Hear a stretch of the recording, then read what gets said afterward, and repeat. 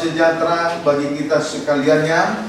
Dari tempat ini saya mengucapkan selamat beribadah lewat ibadah kenaikan Yesus Kristus, Tuhan Yesus Kristus ke surga. Puji Tuhan, saya juga tidak lupa menyapa anak-anak Tuhan, umat Tuhan, bahkan hamba-hamba Tuhan yang sedang mengikuti pemberitaan firman Tuhan lewat live streaming, video internet, YouTube, Facebook, dimanapun Anda berada.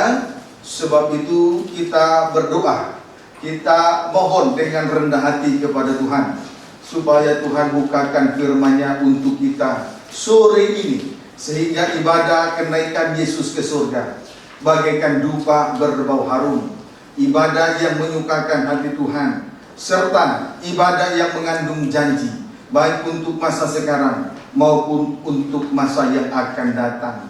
Ibadah hidup kita dipelihara oleh Tuhan. Ibadah pelayanan nikah dan rumah tangga kita diasuh dan dirawat oleh Tuhan, sampai kita dibawa menjadi perawan suci, dipertunangkan kepada satu laki-laki, dan membawa kita sebagai perawan suci kepada Kristus. Dialah kepala gereja, mempelai pria surga yang kita nantikan kembali di dalam kemuliaannya. Puji Tuhan, haleluya. Puji Tuhan. Haleluya. Puji Tuhan. Haleluya. Puji Tuhan. Puji Tuhan. Segera kita memperhatikan firman penggembalaan untuk ibadah pendalaman Alkitab, juga untuk ibadah kenaikan Yesus Kristus ke surga. Dari Rut pasal yang kedua, ayat yang ke-10, silakan. Demikian firman Tuhan. Ya. Rut bertemu dengan Boas. Sambil saya minum ya.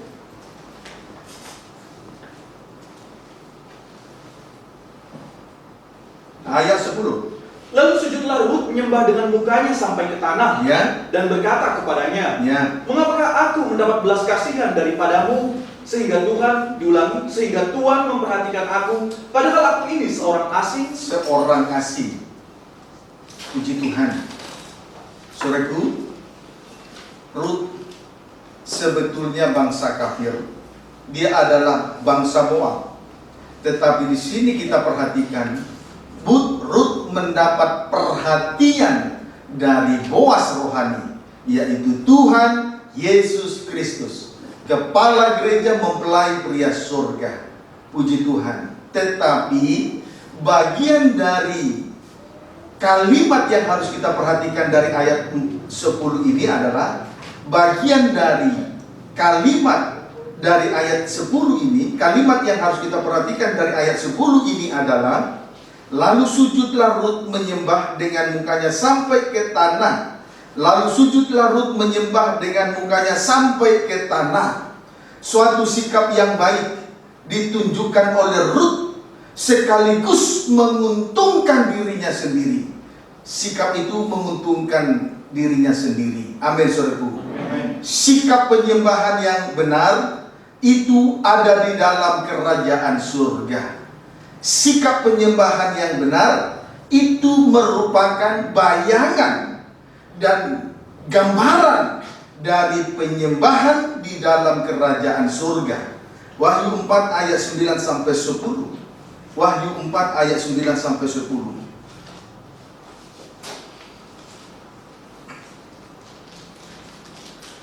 Wahyu 4 ayat 9 sampai dengan ayat 10, silakan. Demikian firman Tuhan. Judulnya. 24 ekor dan keempat binatang. Ya. Dan setiap kali makhluk-makhluk itu mempersembahkan puji-pujian dan hormat dan ucapan syukur kepada Dia yang duduk di atas tahta itu dan yang hidup sampai selama-lamanya. Ya, setiap kali 4 makhluk. Kemudian kita lihat ayat 10, 24 tua-tua, reaksinya.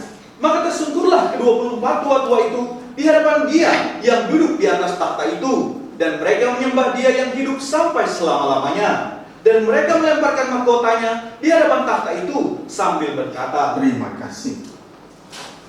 Di sini kita melihat bahwa setiap kali keempat makhluk itu menaikkan puji-pujian, hormat, ucapan syukur kepada Dia yang duduk di atas tahta itu, maka tersungkurlah ke-24 tua-tua. Ya. Maka tersyukurlah ke-24 tua-tua di hadapan Dia yang duduk di atas tahta itu, menyembah Dia yang hidup sampai selama-lamanya. Menyembah Dia yang hidup sampai selama-lamanya. Amin, saudaraku. Jadi bagian dari 4 makhluk mempersembahkan puji-pujian, hormat, ucapan syukur kepada Dia yang duduk di atas tahta itu. Kemudian respon dari 24 tua-tua, tersungkur di hadapan Dia yang duduk di atas tahta itu, dan mereka menyembah Dia yang hidup sampai selama-lamanya.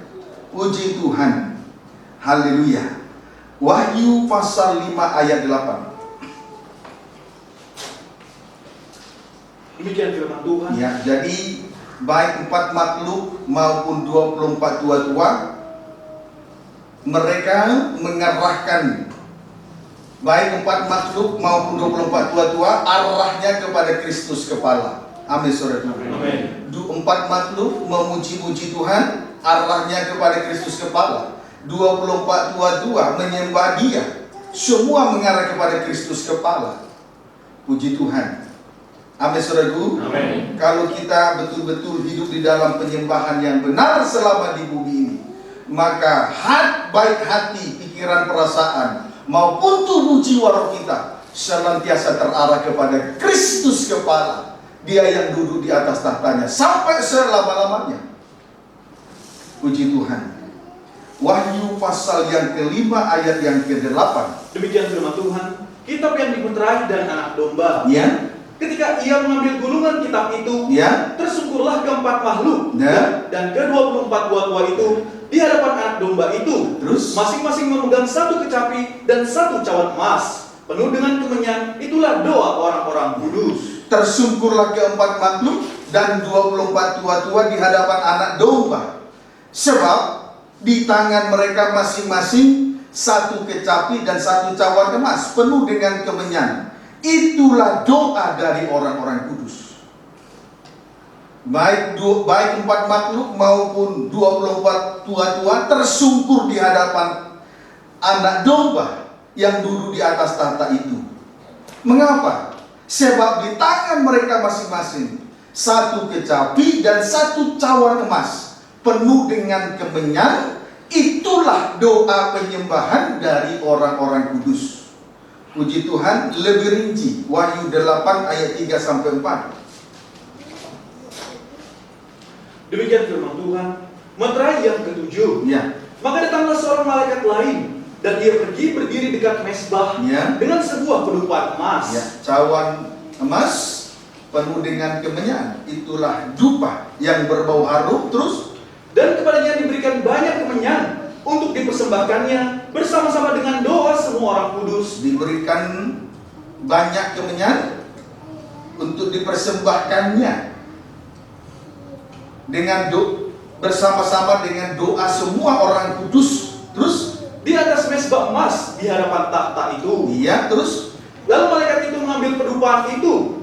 ayat 4. Maka naiklah asap kemenyan bersama-sama dengan doa orang-orang kudus itu dari tangan malaikat itu ke hadapan Allah. Puji Tuhan.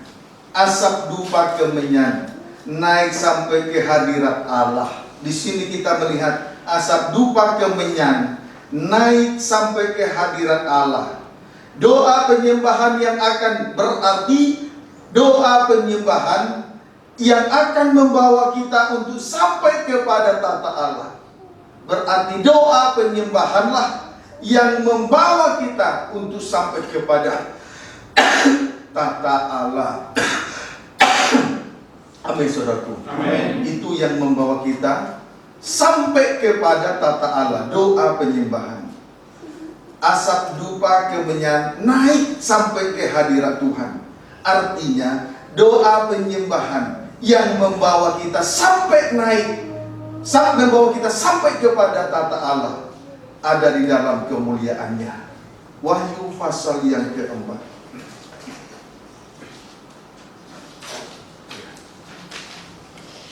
Ya, jadi doa penyembahan itulah yang membawa kita untuk sampai kepada tahta Allah, ada di dalam kemuliaan. Tahta Allah ada dalam kemuliaan Allah. Amin. Amin. Wahyu 4 ayat yang keempat. Demikian firman Tuhan. Ya. Dan sekeliling tahta itu Ya. ada 24 tahta. Ya. Dan di tahta-tahta itu Ya. duduk 24 tua-tua Terus yang memakai pakaian putih dan mahkota emas di kepala mereka. puji Tuhan. 24 tua-tua berkedudukan di atas 24 tahta. Amin, saudaraku. Amin. Tadi pada saat empat makhluk, saudaraku, mempersembahkan pujian hormat kepada Dia yang duduk di atas tahta itu, respon dari 24 tua-tua tersungkur, sujud menyembah di hadapan Dia yang duduk di atas tahta, yang hidup untuk sampai selama-lamanya. Kemudian kalau kita perhatikan keadaan, kedudukan daripada 24 tua-tua itu, di sini kita perhatikan 24 tua-tua berkedudukan di atas 24 tahta. Berkedudukan di atas 24 tahta. 24 tahta, 24 tua-tua menunjuk 12 rasul hujan awal dan 12 rasul hujan akhir. Menunjuk 12 rasul hujan awal dan 12 rasul hujan akhir untuk mengadakan penghakiman terhadap dosa. Puji Tuhan. Amin, saudaraku. Haleluya. Untuk mengadakan penghakiman terhadap dosa. Injil Lukas 12.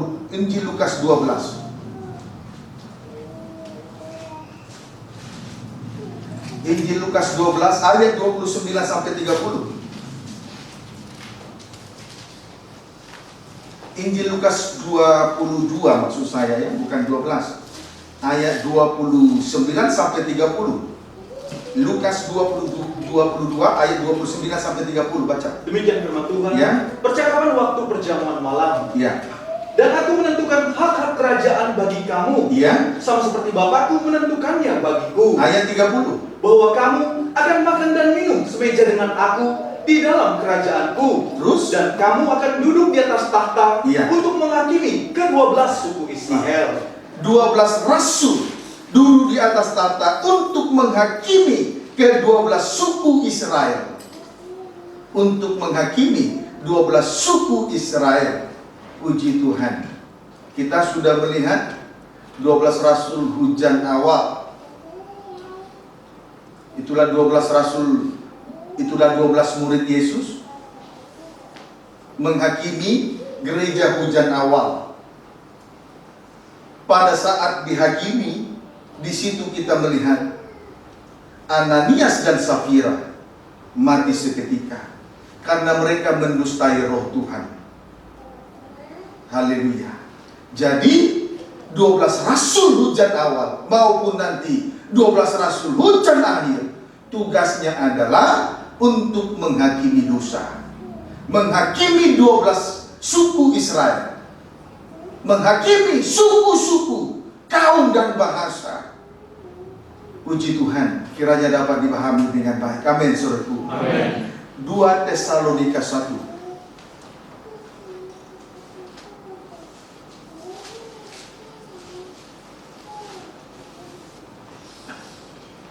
2 Tesalonika 1 ayat 5 sampai dengan ayat 6. Demikian firman Tuhan.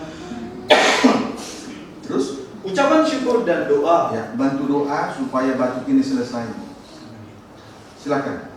Suatu bukti tentang adilnya penghakiman Allah. Ya, suatu bukti tentang adilnya penghakiman Allah. Terus Yang menyatakan bahwa kamu layak menjadi warga kerajaan Allah. ya, Kamu yang sekarang menderita karena kerajaan itu. iya, sekarang demi kerajaan surga kita menderita sekarang. Ayat 6. Sebab memang adil bagi Allah Iya. untuk membalaskan penindasan kepada mereka yang menindas kamu. Puji Tuhan.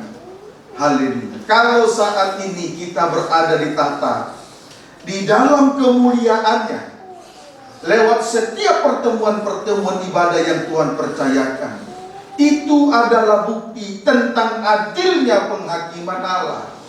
Itu adalah bukti tentang adilnya penghakiman Allah. Amin, saudaraku. Amin. Puji Tuhan. Kita ini bangsa kafir. Kita ini banyak dosa, banyak berbuat dosa, baik dalam perkataan, baik dalam perbuatan. Ditambah lagi bahwa kita ini bukan orang Yahudi. Kita ini bangsa kafir. Tetapi kalau akhirnya kita boleh berada di tengah-tengah tata Allah lewat ibadah dan pelayanan, termasuk ibadah untuk memperingati hari kenaikan Yesus Kristus, itu menunjukkan bahwa itu adalah bukti bahwa adilnya penghakiman Allah. Kalau manusia berdosa, kalau Tuhan langsung menghakimi orang saat berbuat dosa, itu bukan suatu penghakiman yang adil. Amin, saudaraku. Tetapi sampai pada saat ini, orang berdosa, termasuk bangsa kita, bangsa kafir, oleh kemurahan Tuhan diizinkan untuk berada di dalam tata kasih karunia, menghampiri tata kasih karunia, menunjukkan bahwa itu bukti tentang adilnya penghakiman Allah kepada kita semua. Kiranya dapat dipahami dengan baik.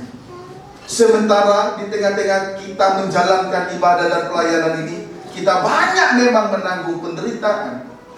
Sebab orang yang mau hidup beribadah banyak menanggung penderitaan.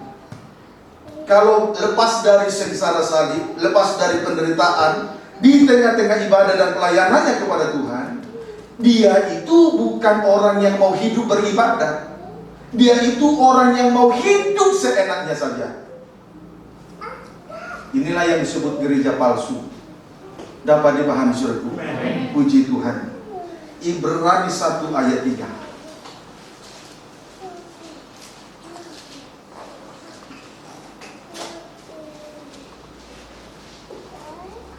Ibrani 1 ayat 3. Demikian firman Tuhan. Ia adalah cahaya kemuliaan Allah dan gambar wujud Allah, dan menopang segala yang ada dengan firman-Nya yang penuh kekuasaan. Dan setelah ia selesai mengadakan penyucian dosa, ia duduk di sebelah kanan yang maha besar di tempat yang tinggi.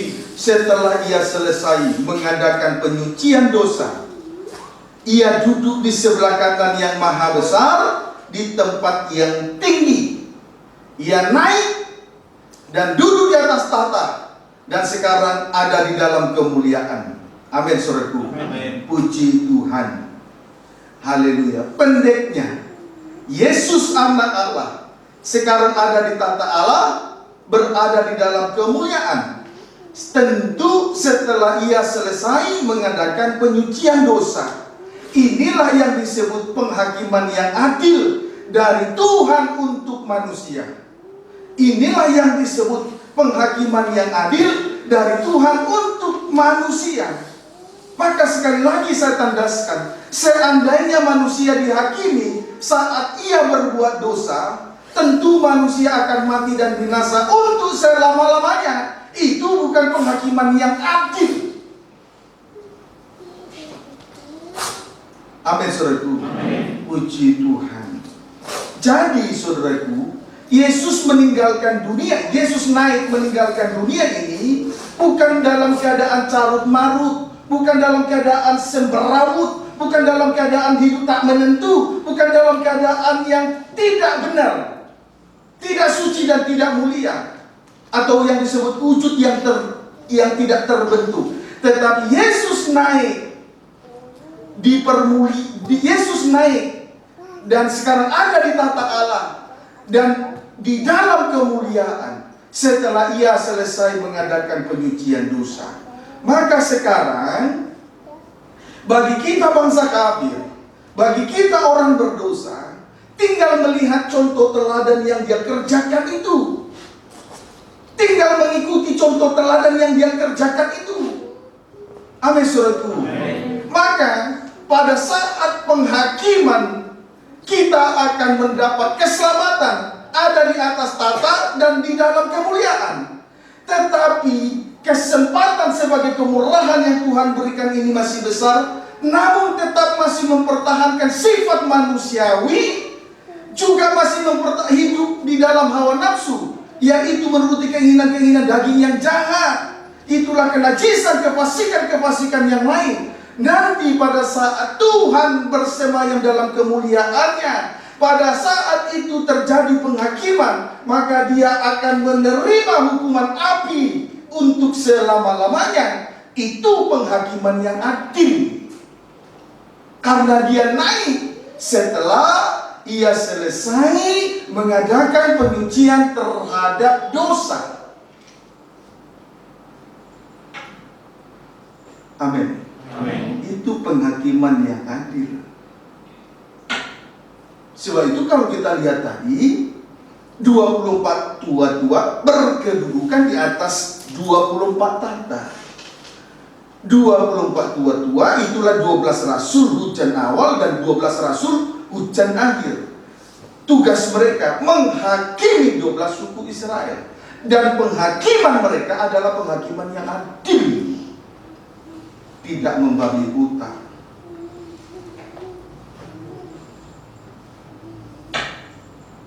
Amin.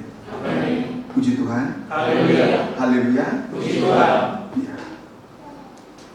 Yesus naik. Yesus naik.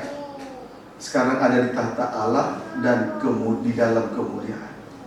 Ia tidak meninggalkan dunia ini dalam keadaan carut marut, semberau, hidup yang tidak menentu. Tapi dia naik meninggalkan dunia ini setelah ia selesai mengadakan penyucian terhadap dosa. Inilah penghakiman. Dia sekarang ada di tahta Allah dalam kemuliaan.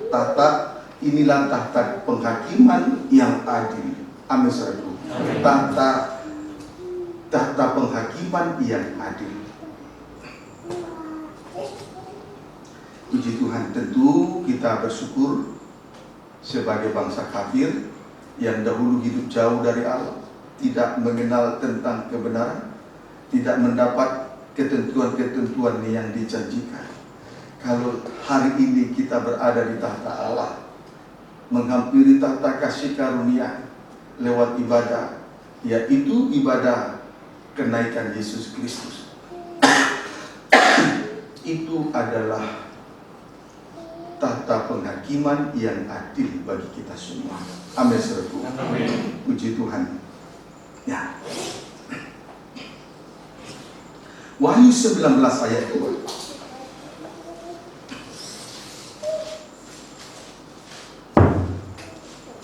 Wahyu 19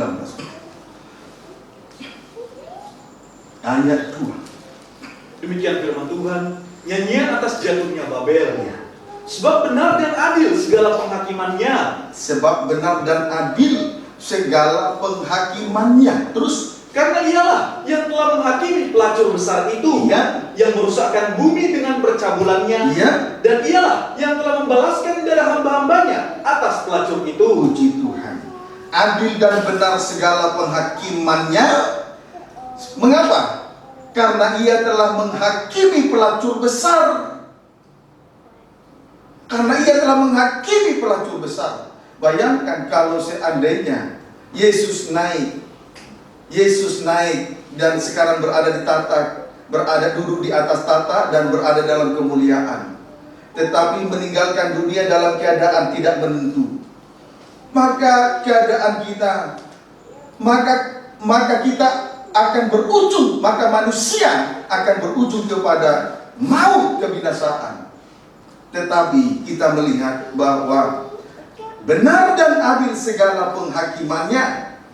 Ia telah menghakimi, ia telah membalas, ia telah menghakimi pelacur besar. Dengan demikian ia telah membalaskan darah hamba-hambanya atas pelacur itu. Bayangkan kalau kita masih tetap di dalam keadaan dosa, maka akan berujung kepada kebinasaan. Bayangkan kalau Yesus naik dan duduk di atas tahta, tapi dunia dalam keadaan carut marut, maka manusia akan binasa. Tetapi adil dan benarlah segala penghakimannya. Ialah yang telah ia telah menghakimi pelacur besar itu. Berarti membalaskan darah hamba-hambanya atas pelacur itu. Puji Tuhan. Amin, saudaraku. Amin. Haleluya. Jadi hati-hati dengan dosa kenajisan. Saudara Tidak selamanya saudara bahagia dengan kenajisan yang menguasai dirimu. Pembalasan, penghakiman untuk pembalasan atas dosa kenajisan berlaku nanti. Biasakan diri mencari kebahagiaan dari kasih dari surga. Amin. Supaya menjadi tabiat. Kalau tidak, penyakit. Itulah kenajisan. Wahyu 16 ayat 4. Banyak penyakit yang berpenyakit seperti ini yang mesti didoakan. Dan saya sedang bergumul sekali untuk itu. Dan tidak perlu disebut, karena itu nanti menjadi masalah besar. Wahyu 16 ayat yang keempat. Demikian firman Tuhan. Ya. Ketujuh malapetaka. Ya. Dan malaikat yang ketiga menumpahkan cawannya atas sungai-sungai dan mata-mata air, dan semuanya menjadi darah. Puji Tuhan. Di sini kita perhatikan cawan murka Allah yang ketiga, yaitu sungai-sungai dan mata-mata air menjadi darah. Semua air menjadi darah. Pendeknya semua air menjadi darah.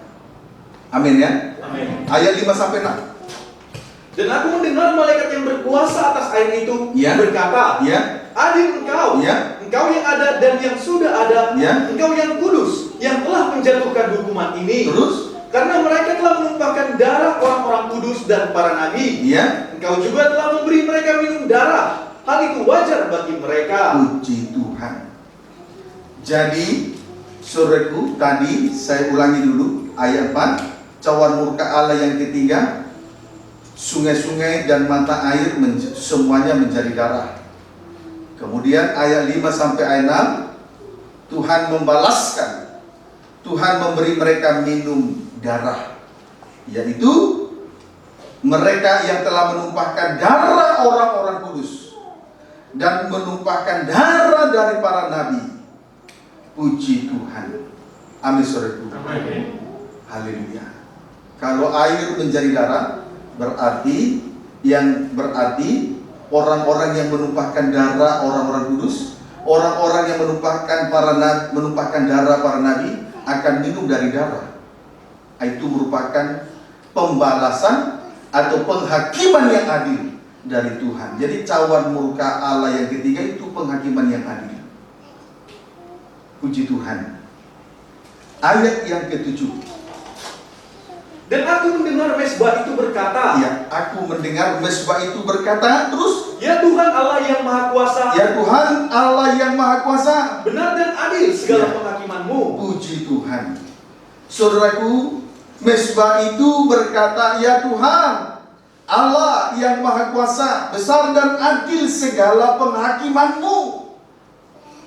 Mezbah itu menuju kepada orang-orang yang melayani, yang disertai dengan tanda darah. Puji Tuhan.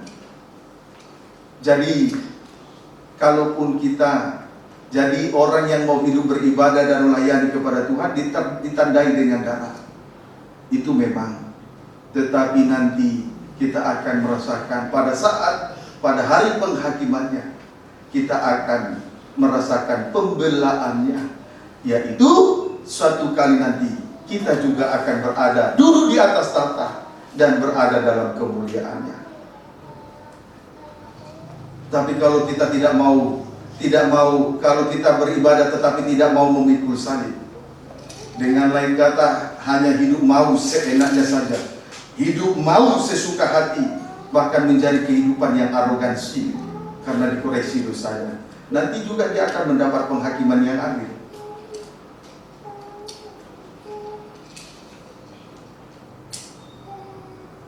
Amin, saudara. Amin. Tidakkah saudara takut dengan tahta dan kemuliaan Allah? Di situ terdapat penghakiman yang adil. Tidakkah saudara takut? Tidakkah saudara takut dan gentar?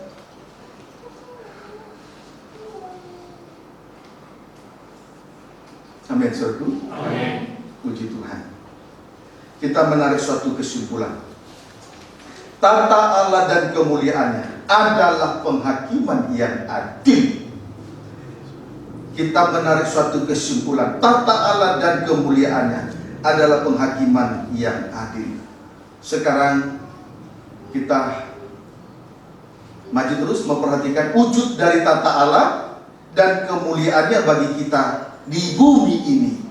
Wujud dari tata Allah dan kemuliaannya bagi kita sekarang di bumi ini. Bagi kita sekarang di bumi ini. Puji Tuhan. 1 Timotius 3 ayat 16. 1 Timotius 3 ayat 16.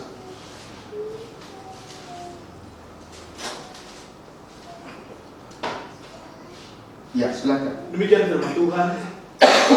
Dan sesungguhnya agunglah rahasia ibadah kita. Agunglah rahasia ibadah kita. Terus Dia yang telah menyatakan dirinya dalam rupa manusia, ya, dibenarkan dalam roh, terus yang menampakkan dirinya kepada malaikat-malaikat, ya, diberitakan di antara bangsa-bangsa yang tidak mengenal Allah, terus yang dipercayai di dalam dunia, diangkat dalam kemuliaan. puji Tuhan. Sesungguhnya agunglah rahasia ibadah kita.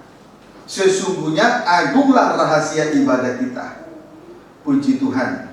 Rahasia ibadah kita itu dimulai dari pengalaman itu menuju kepada pengalaman Tuhan Yesus Kristus.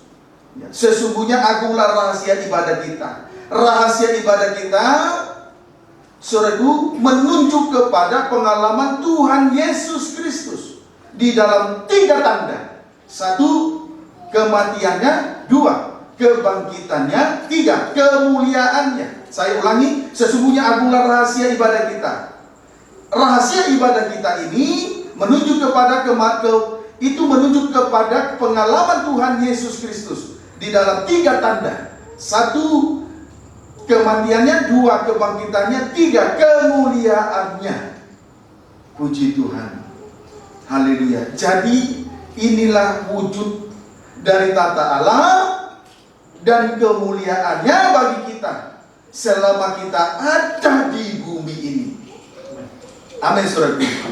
Puji Tuhan. Inilah wujud dari tata Allah dan kemuliaannya bagi kita selama kita hidup di bumi ini.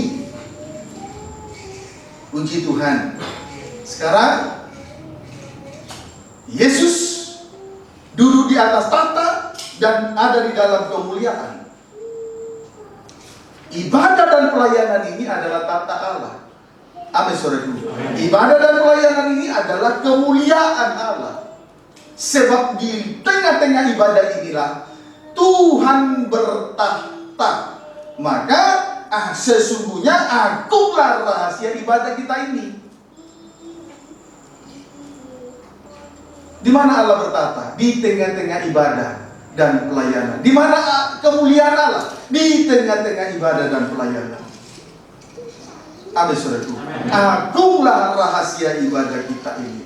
Rahasia ibadah kita ini menunjuk kepada pengalaman Tuhan Yesus Kristus dalam 3 tanda. 1, kematiannya. 2, kebangkitannya. 3, kemuliaannya. Inilah wujud dari tata Allah dan kemuliaannya bagi manusia di bumi. Bagi kita di bumi. Amin. Puji Tuhan. Kita akan melihat dan memeriksa dengan singkat tentang ketiga hal tersebut supaya tata Allah dan kemuliaan Allah nyata bagi kita selama kita hidup di bumi ini. Tentang kematiannya, dimulai dari tentang kematiannya. Puji Tuhan.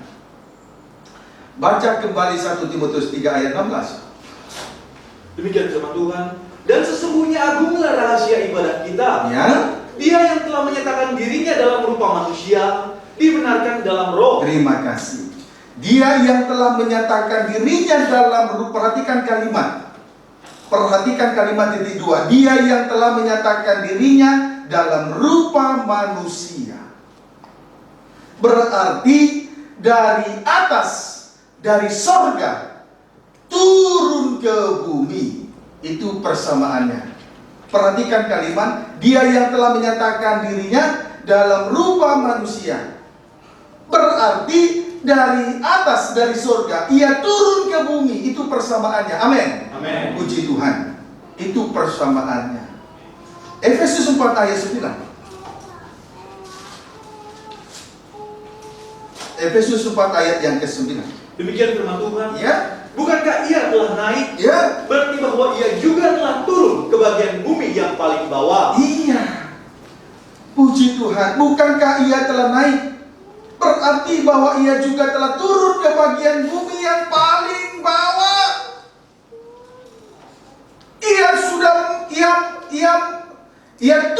Ia telah turun ke bumi dan menjadi manusia. Dan ia telah turun ke dunia orang mati. Dia sudah melewati pengalaman. Dia sudah melewati tanda dalam pengalaman kematian itu. Ia turun ke dunia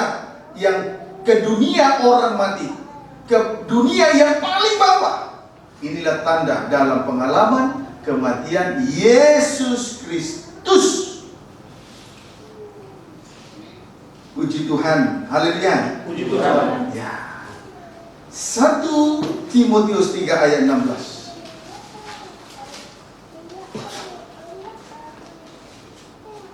Ya. Dan sesungguhnya aku Tanda pengalaman kematian, turun ke dunia orang mati, dunia yang paling bawah, dunia orang mati, tanda dalam pengalaman kematian yang sudah dilalui. Amin. Amin. Sekarang 1 Timotius 3 ayat 16, baca kembali. Dan sesungguhnya agunglah rahasia ibadah kita. Terus, Dia yang telah menyatakan dirinya dalam rupa manusia. kita bicara pengalaman kematian sudah dilewati. Lalu, terus Dibenarkan dalam roh. Saudaraku, kematian Yesus Kristus dibenarkan oleh Roh Allah. Tanda dalam pengalaman kematian Yesus Kristus dibenarkan dalam Roh Allah. Puji Tuhan. 1 Korintus 1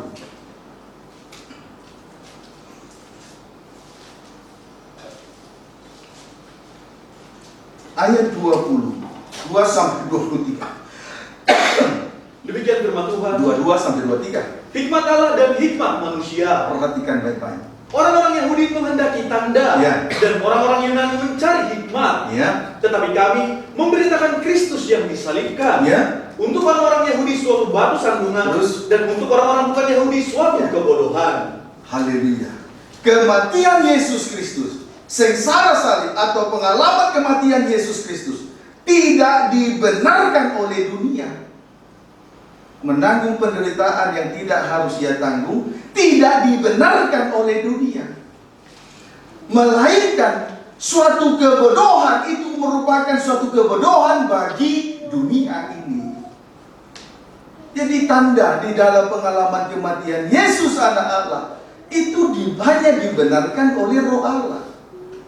Sedangkan sengsara salib, pengalaman, tanda dalam pengalaman kematian Yesus Kristus itu tidak dibenarkan oleh dunia, melainkan itu merupakan suatu kebodohan bagi dunia ini.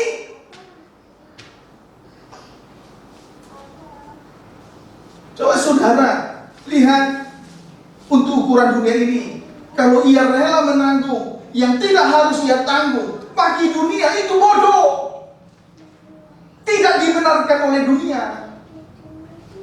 Pengalaman kematian semacam ini hanya dibenarkan oleh Roh Allah. Kita mau hidup di dalam Roh Allah atau mau di dunia ini?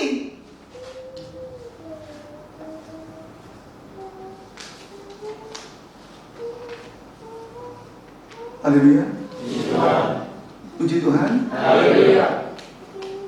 Itu kebodohan bagi dunia. Tidak dibenarkan oleh dunia. Itu kebodohan. Maka kalau saya teringat dengan apa yang saya sampaikan di atas tadi, betul-betul tata Allah dan kemuliaannya merupakan penghakiman yang adil. Apalagi kepada kita bangsa kafir.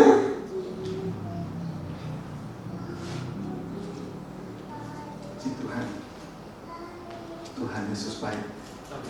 Haleluya. Tuhan Yesus. Dahulu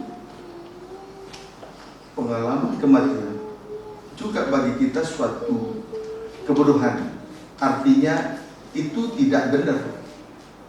Tetapi sekarang oleh karena kemurahan Tuhan, kita diberi suatu pengertian dan pengetahuan yang benar tentang anak Allah. Berbahagialah. Amin. Amin. Puji Tuhan. Haleluya. Bahkan di sini kita melihat bagi orang-orang yang tidak hidup di dalamnya, salib menjadi suatu batu sandungan bagi mereka. Bahkan bagi orang-orang yang tidak hidup di dalam tanda pengalaman kematian Yesus Kristus, salib menjadi suatu batu sandungan bagi mereka. Pertanyaannya, siapakah yang tersandung?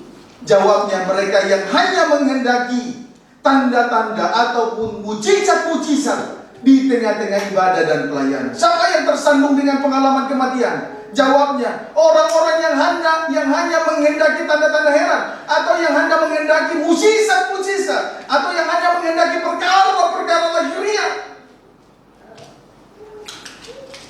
Itulah orang-orang yang hanya mencari kesenangan di dunia ini.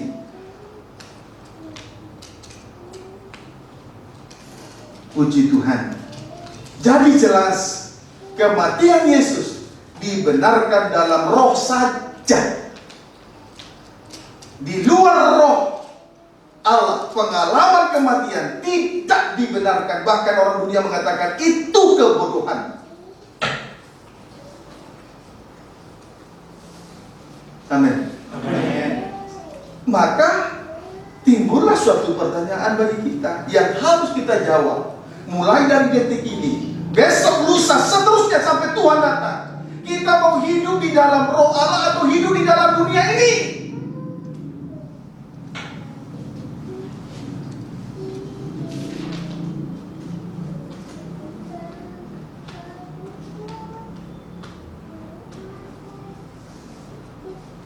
Jawab kepada Tuhan.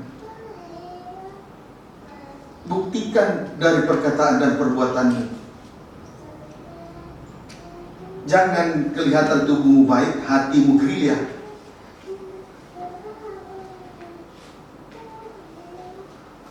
Dapat dipahami seperti itu. Amin. Puji Tuhan. Efesus 4.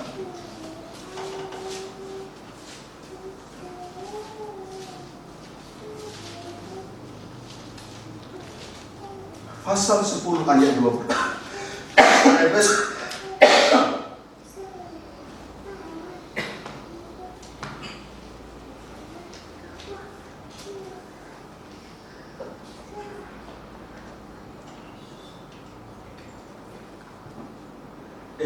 4 ayat 10 sampai dengan ayat 12. Silakan. Demikian firman Tuhan. Efesus 4 ayat 10 sampai ayat 12. Ia yang telah turun, ia juga yang telah naik jauh lebih tinggi daripada semua langit. Terus? Untuk memenuhkan segala sesuatu. Iya. Dan ialah yang memberikan baik rasul-rasul maupun nabi-nabi, baik pemberita-pemberita Injil Iya. maupun gembala-gembala dan pengajar-pengajar, Terus untuk memperlengkapi orang-orang kudus bagi pekerjaan pelayanan, bagi pembangunan tubuh Kristus. puji Tuhan. Pengalaman kematian Yesus Kristus untuk memenuhkan segala sesuatu. Pengalaman kematian Yesus Kristus bertujuan untuk memenuhkan segala sesuatu. Tuhan sudah memberikan Kristus sebagai kepala kepada sidang jemaat, sedangkan sidang jemaat adalah tubuhnya, yaitu kepenuhan Dia memenuhi kita dalam segala sesuatu.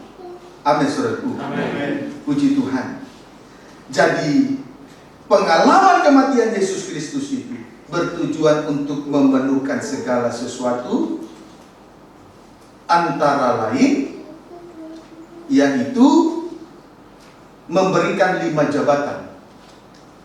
1, jabatan rasul. 2, jabatan nabi. 3, jabatan penginjil. 4, jabatan gembala. 5, jabatan guru. atau pengajar. Dengan maksud untuk memperlengkapi orang-orang kudus bagi pekerjaan pelayanan, bagi pembangunan tubuh Kristus yang sempurna. Sekali lagi saya tandaskan, orang yang mau hidup beribadah, orang yang mau hidup melayani Tuhan, rela banyak menanggung penderitaan. Jadi, saudaraku, kematian Yesus memenuhkan segala sesuatu, termasuk memberikan 5 jabatan bagi pekerja, dengan maksud untuk memperlengkapi orang-orang kudus bagi pekerjaan pelayanan, bagi pembangunan tubuh Kristus. Puji Tuhan. Amin, saudaraku. Tetapi orang yang mau hidup beribadah atau melayani Tuhan, banyak menanggung penderitaan. Karunia-karunia, jabatan-jabatan Roh Kudus itu bukan untuk disombongkan, tetapi Tuhan mempercayakan karunia-karunia termasuk jabatan-jabatan Roh Kudus supaya kita betul-betul masuk di dalam tanda pengalaman kematian Yesus Kristus bagi pekerjaan pelayanan, bagi pembangunan tubuh Kristus.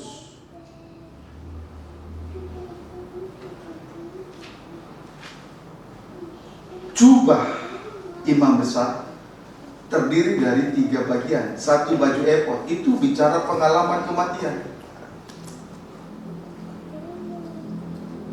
Baju efod itu berbicara pengalaman kematian dengan 5 warna. Puji Tuhan. Amin, saudaraku. 5 warna inilah merupakan keindahan yang bisa terlihat di dalam diri Yesus Kristus.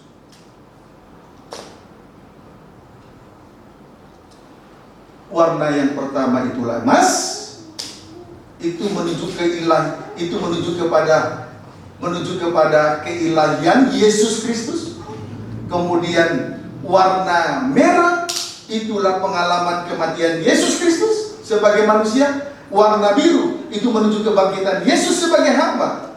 Kemudian warna ungu, kemuliaan Yesus.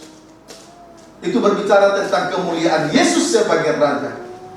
Dan warna putih, keadilan kebenaran Yesus sebagai anak Allah. 5 warna ini terdapat di dalam diri Yesus. Warna-warni penuh dengan keindahan.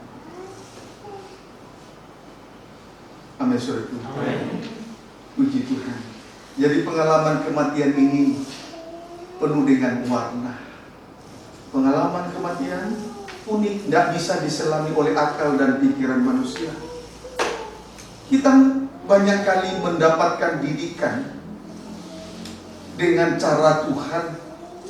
Sekali waktu bisa sakit, sekali waktu bisa tidak punya uang, sekali waktu tidak mempunyai pekerjaan.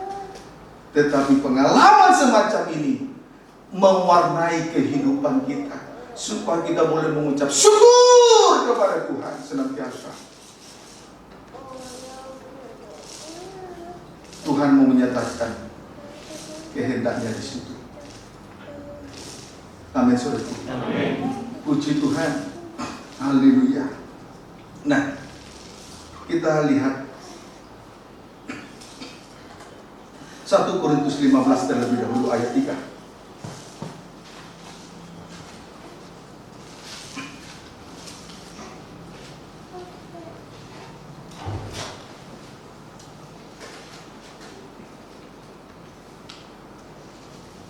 Silakan. Demikian firman Tuhan, kebangkitan Kristus. Ya. Sebab yang sangat penting telah kusampaikan kepadamu, Ya. yaitu apa yang telah kuterima sendiri, Ya. ialah bahwa Kristus telah mati karena dosa-dosa kita sesuai dengan kitab suci. Rasul Paulus telah menerima jabatan rasul karena Yesus telah mati untuk memenuhkan segala sesuatu.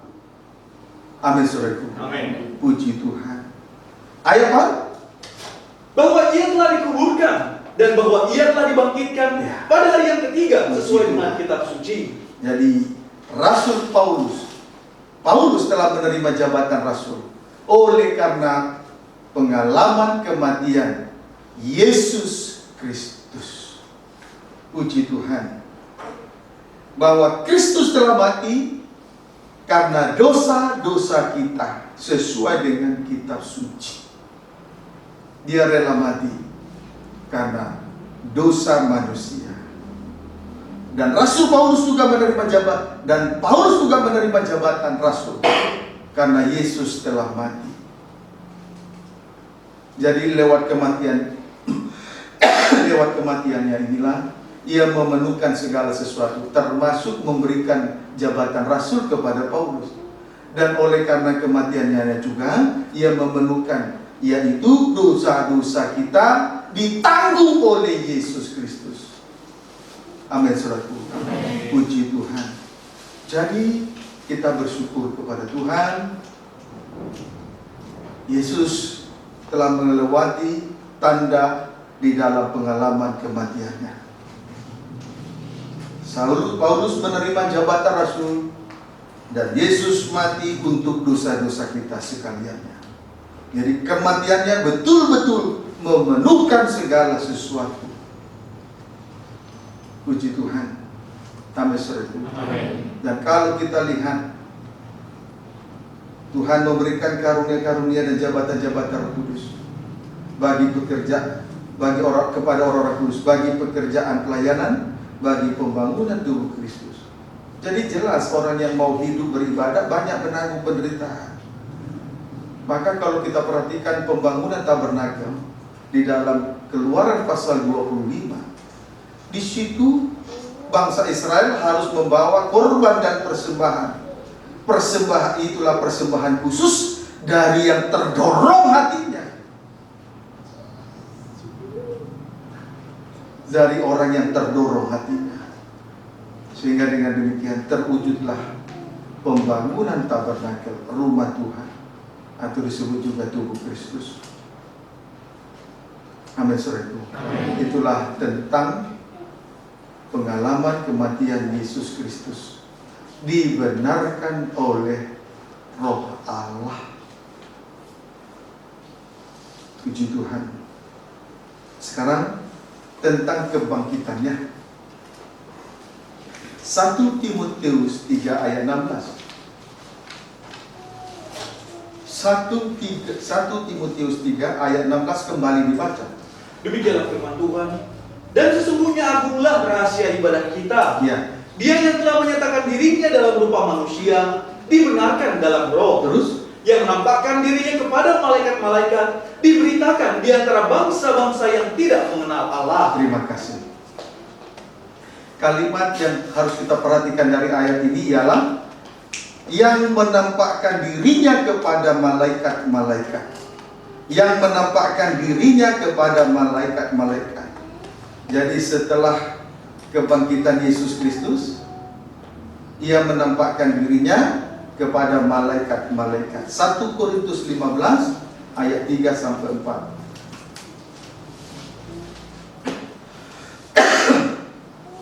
1 Korintus 15 ayat 3 sampai 4 terlebih dahulu. Kita baca kembali 3 dan 4. Demikian firman Tuhan. Sebab yang sangat penting telah kusampaikan kepadamu, Ya. yaitu apa yang telah kuterima sendiri, ialah bahwa Kristus telah mati karena dosa-dosa kita, Ya. sesuai dengan kitab suci. Ya. Bahwa ia telah dikuburkan dan bahwa ia telah dibangkitkan pada hari yang ketiga sesuai dengan kitab suci. Yesus telah mati dan hari ketiga ia dibangkitkan. Hari ketiga ia dibangkitkan. Puji Tuhan. Ayat 5 sampai 8. Bahwa ia telah menampakkan diri kepada Kefas, Ya, tanda kebangkitan. Ya, terus dan kemudian kepada ke-12 muridnya. ke-12 murid. Terus Sesudah itu ia menampakkan diri kepada lebih dari 500 saudara sekaligus.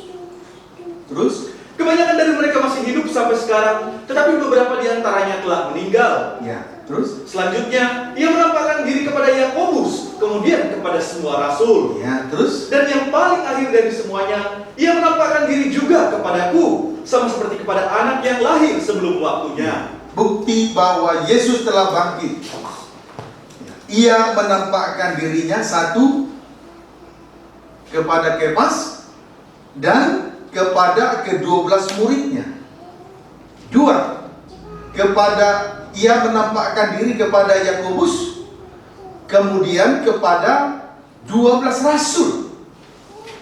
Tiga, yang paling terakhir, ia menampakkan diri kepada Paulus.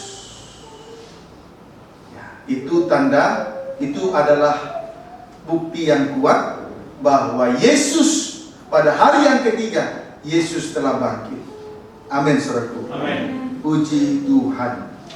Haleluya. Yang ketiga, kepada Rasul Paulus. Yesus menampakkan diri kepada Rasul Paulus. Yang terakhir, Yesus menampakkan diri kepada Rasul Paulus. Puji Tuhan. Amin, saudaraku. Amin. Ayo pengalaman kematian dipertahankan. Orang dunia tidak mengerti.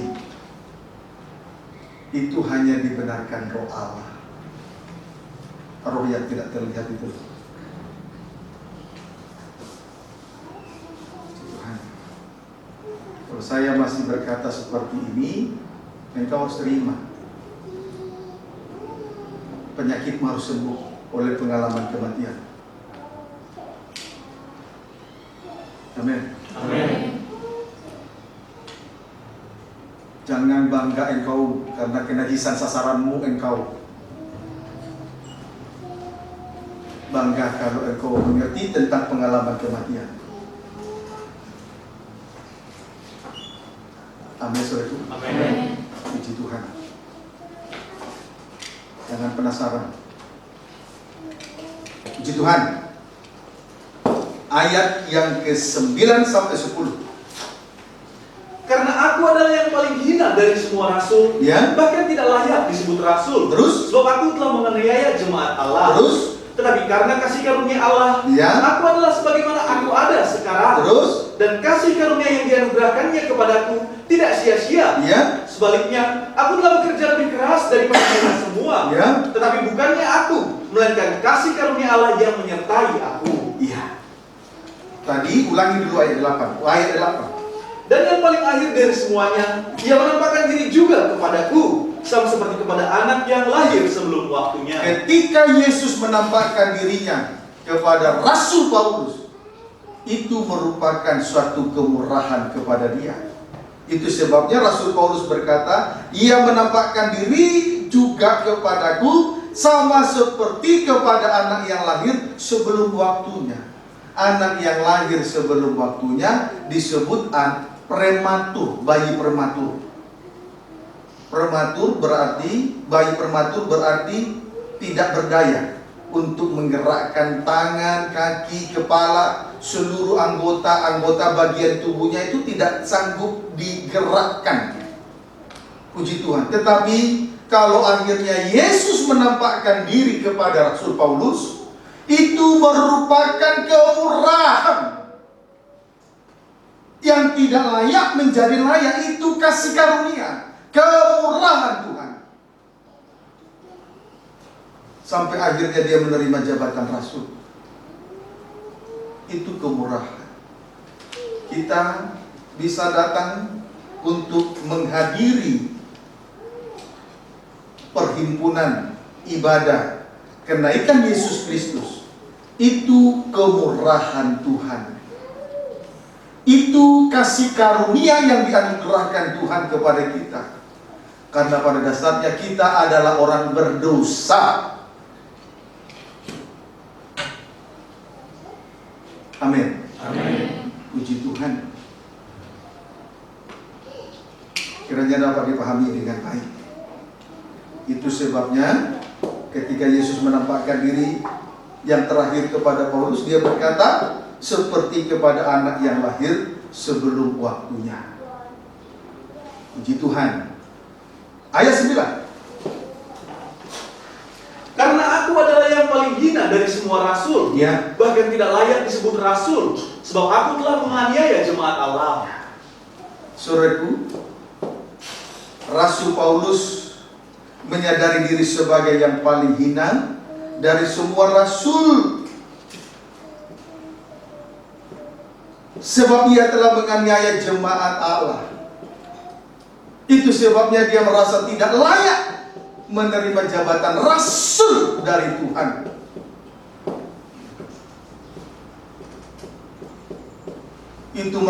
Itu sebabnya dia merasa tidak layak disebut rasul. Puji Tuhan. Haleluya. Sebab itu ayat 10. Tetapi karena kasih karunia Allah, Ya, aku adalah sebagaimana aku ada ya, sekarang. ya, Dan kasih karunia yang dianugerahkannya kepadaku tidak sia-sia. ya. Sebaliknya, aku telah bekerja lebih keras daripada mereka semua. Tetapi bukannya aku, melainkan kasih karunia Allah yang menyertai aku. Ya. Itu sebabnya di ayat 10 ini Rasul Paulus berkata, tetapi karena kasih karunia Allah, aku adalah sebagaimana aku ada sekarang ini. Kita ada sebagaimana kita ada sekarang ini karena kasih karunia, karena kemurahan Tuhan yang telah dianugerahkan kepada kita. Yang tidak layak menjadi layak, itu kemurahan.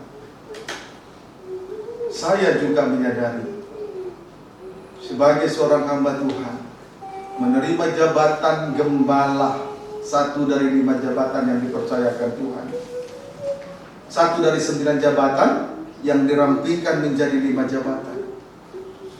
Saya telah terima jabatan gembala.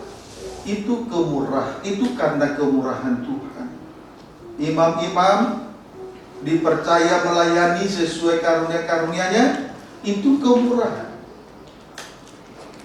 Sidang jemaat duduk diam mendengar pengajaran mempelai dalam terangnya tabernakel untuk membawa kita masuk di dalam kesatuan tubuh. Itulah yang disebut pembentukan tubuh Kristus, dan kelak berada dalam perjamuan kawin anak domba sebagai sasaran akhir dari perjalanan rohani kita di atas muka bumi. Itu kemurahan Tuhan.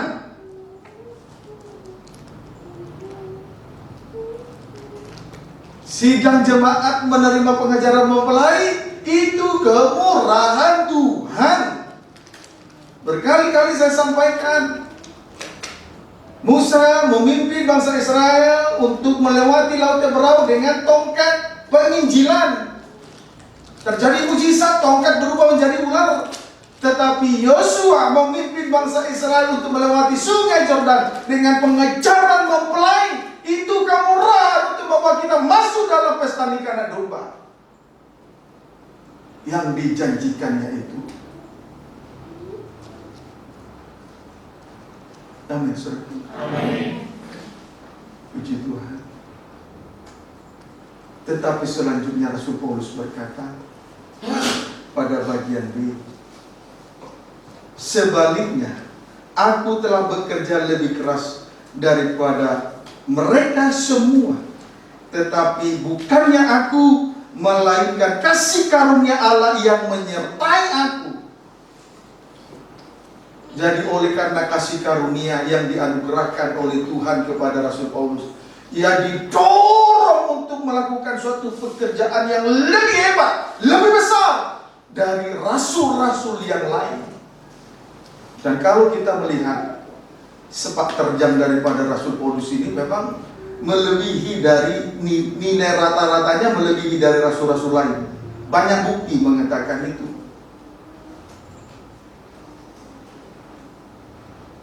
Dia sudah mengakhiri pertandingan, mengakhiri suatu pertandingan dengan baik. Akhirnya dia menerima mahkota yang abadi untuk selama-lamanya. Itu berbicara tentang kesatuan tubuh. Sebab Yesus juga mengakhiri pekerjaannya di atas kayu salib. Tidak ada satu tulang-tulang yang dipatahkan. Itu berbicara tentang kesatuan tubuh. Kemudian kalau ditinjau dari surat atau kitab dalam perjanjian baru, semuanya terdiri dari 27 kitab. Di antaranya 14 kitab ditulis oleh Rasul Paulus. Angka 14 ini sangat penting. Berarti dia mengasuh dan merawati sidang jemaat untuk selanjutnya dipertunangkan kepada satu laki-laki, sehingga dia berupaya, dia berjuang untuk membawa sidang jemaat sebagai perawan suci kepada kepada Kristus di dalam mempelai laki-laki surga. Itu angka 14. Amin. Amin. Sebab setelah 14 tahun dia melayani, pengalaman itu diceritakan kepada jemaat Korintus. Entah di luar dia, entah di dalam dia tidak tahu. Dia diangkat ke tingkat yang ketiga. Disitulah dia menerima penyataan-penyataan dari Allah yang tak dapat dikatakan, yang tak terkatakan, yang tidak boleh diucapkan oleh manusia. Ini jelas berbicara tentang hubungan nikah.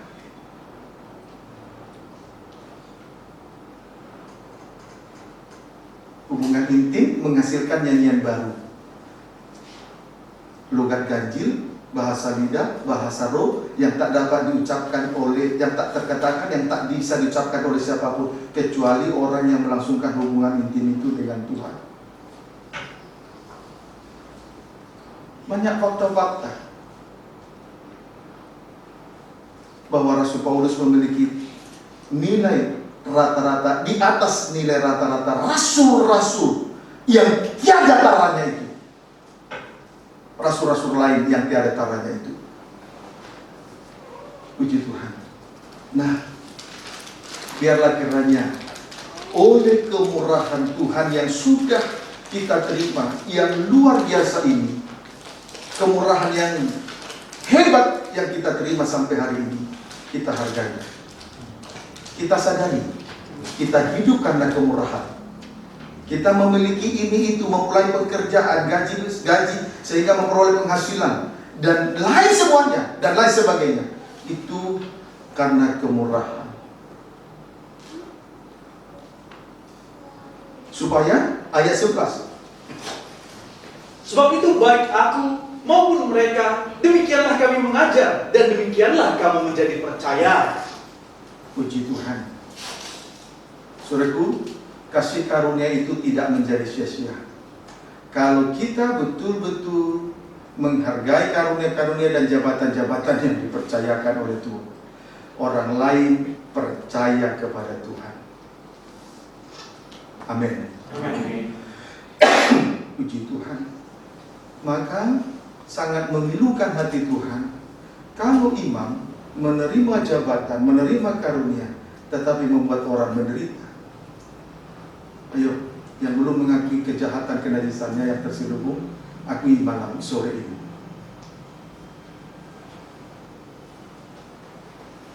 Jangan lari dari kenyataan. Dimanapun engkau berada, beribadah, karena engkau dikejar-kejar pemberitaan ini, engkau akan terkejar terus dan engkau tidak akan pernah berhenti.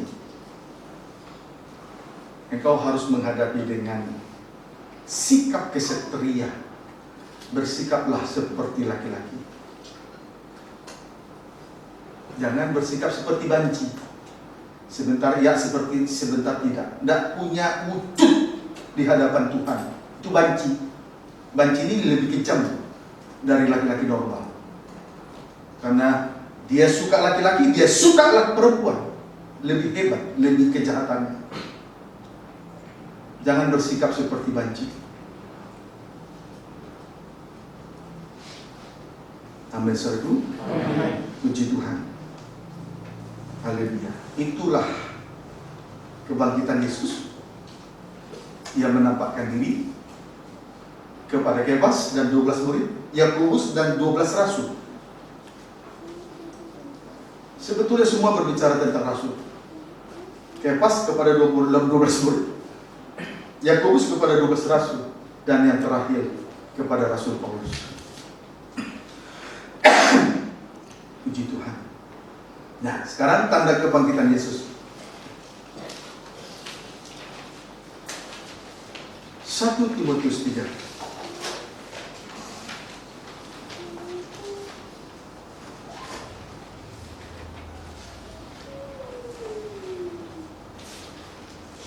Ayat 16, baca kembali. Demikianlah firman Tuhan. Ya. Dan sesungguhnya agunglah rahasia ibadah kita. Terus Dia yang telah menyatakan dirinya dalam rupa manusia, Ya. dibenarkan dalam roh. pengalaman kematian hanya dibenarkan dalam roh Allah. Sengsara salib kematian Yesus itu kebodohan bagi dunia. Itu tidak dibenarkan oleh dunia. Terus sekarang Yang menampakkan dirinya kepada malaikat-malaikat. itulah pengalaman kebangkitan Yesus Kristus. Dia sudah menampakkan kepada Kefas dan 12 murid, Yakobus kepada 12 rasul, dan yang terakhir kepada Rasul Paulus. Amin. Amin. Kemudian Diberitakan di antara bangsa-bangsa yang tidak mengenal Allah. puji Tuhan, tanda kebangkitan Yesus diberitakan di antara bangsa-bangsa yang tidak mengenal Allah. Puji Tuhan. Amin, saudaraku. Amin. Itulah bangsa kafir. Kita ini bangsa kafir adalah tunas liar yang dicangkokkan pada pokok, akar pokok betul. Jadi kalau kita mendapat bagian di dalam Tuhan, itu kemurahan. Sehingga kita mendapat getah dari akar pohonnya itu kemurahan. Getah itu berbicara tentang sengsara salib. Getah itu pahit, itu menuju kepada pengalaman salib. Sengsara salib itu kemurahan bagi kita, bagi bangsa kafir. Amin, saudaraku. Puji Tuhan. Haleluya. Roma 1 ayat 5 sampai 7. Roma 1 ayat 5 sampai 7.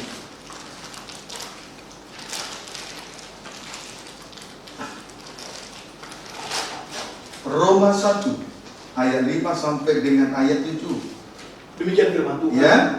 Dengan perantaraannya kami menerima kasih karunia dan jabatan rasul untuk menuntun semua bangsa, Ya. supaya mereka percaya dan taat kepada namanya. Terus Kamu juga termasuk di antara mereka. ya. Kamu yang telah dipanggil menjadi milik Kristus. Ya. Kepada kamu sekalian yang tinggal di Roma, yang dikasihi Allah, yang dipanggil dan dijadikan orang-orang kudus. Iya. Puji Tuhan. Jadi saudaraku, Rasul Paulus memberitakan pengalaman kebangkitan Yesus Kristus kepada bangsa kafir. Itulah sidang jemaat yang ada di Roma, supaya dengan perantaraannya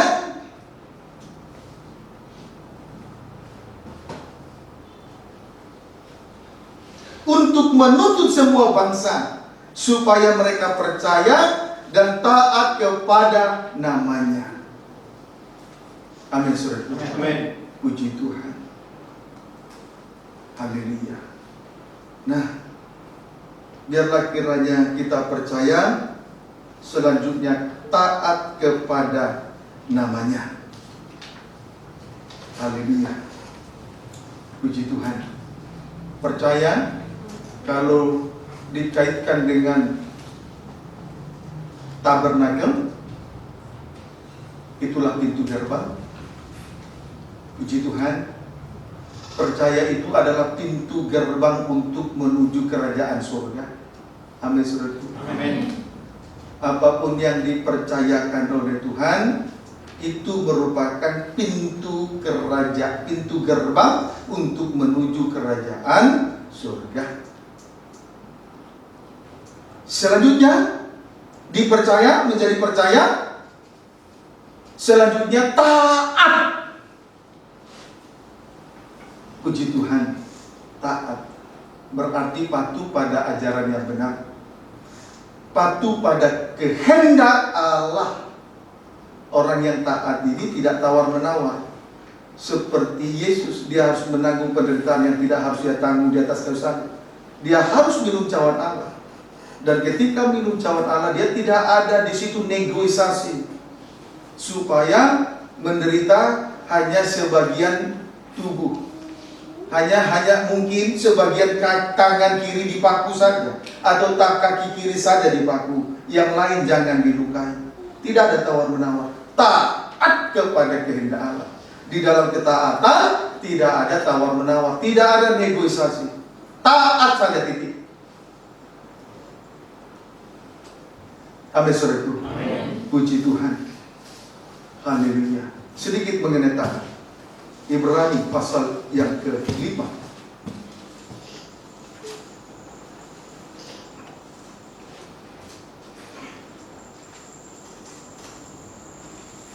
Ayat 7 sampai 8. Baca. Demikian firman Tuhan. Ya. Dalam hidupnya sebagai manusia, Ya. ia telah mempersembahkan doa dan permohonan Ya. dengan ratap tangis dan keluhan kepada Dia. Ini dari ayat ini sudah jelas betapa hebat penderitaan yang dialami oleh Yesus.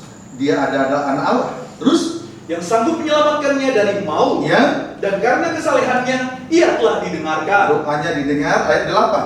Dan sekalipun ia adalah anak, Ia adalah anak. ia telah belajar menjadi taat dari apa yang telah dideritanya. Yesus anak Allah.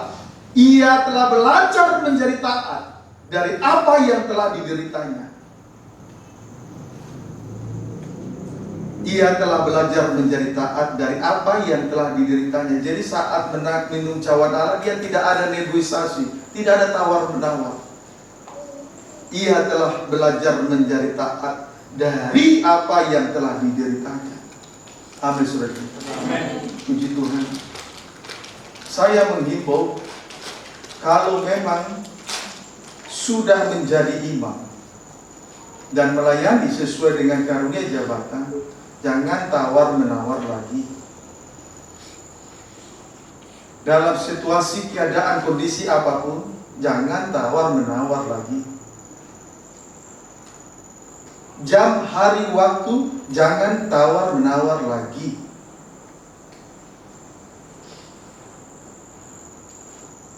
Kalau kita dengar-dengaran, peka dengan suara panggilan. Tidak lihat situasi, kondisi, dan waktu, hari, jam berapa, tidak. Jam tidur paling enak itu kira-kira jam 2. Disitulah Samuel mendengar panggilan. Tidak ada tawar-menawar. Panggilan pertama datang kepada Eli. Dia berkata, ya Bapak. Tapi Eli berkata, aku tidak memanggil kamu. Pulanglah, kembalilah, tidurlah. Panggilan yang kedua dia dengar, dia datang kepada Imam Eli dan berkata, iya Bapak. Tapi Imam Eli berkata kembali, aku tidak memanggil anakku, kembalilah, tidurlah. Pada saat panggilan yang ketiga, dia tidak berkata, oh tadi dipanggil. Saat saya datang, ternyata tidak dipanggil.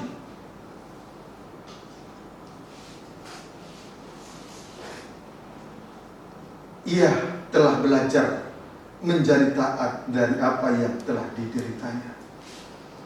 Tidak tawar-menawar, ya. Belajar kamu, belajar.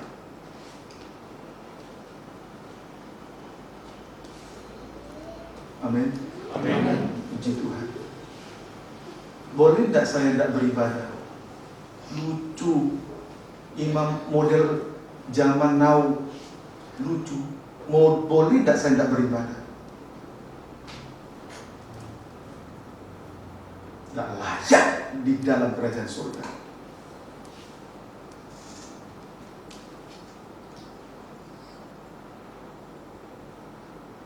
Dapat dipahami saudara? Amin. Puji Tuhan. Nah, itu soal percaya dalam susunan tabernakel terkena 7 gerbang, kemudian taat. Tidak ada tawar-menawar. Amin, saudara. Amin. Kita kembali memperhatikan soal kebangkitan Yesus di dalam Kisah Rasul 26.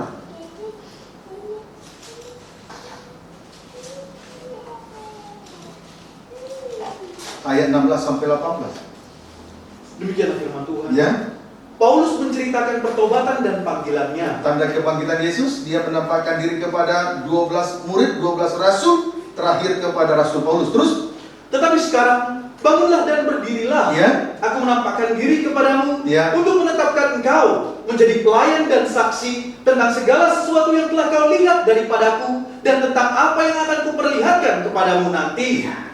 ayat 16, Tuhan menetapkan Rasul Paulus menjadi pelayan dan saksi tentang segala sesuatu yang telah ia lihat dari Tuhan dan tentang apa yang diperlihatkan kepadanya nanti.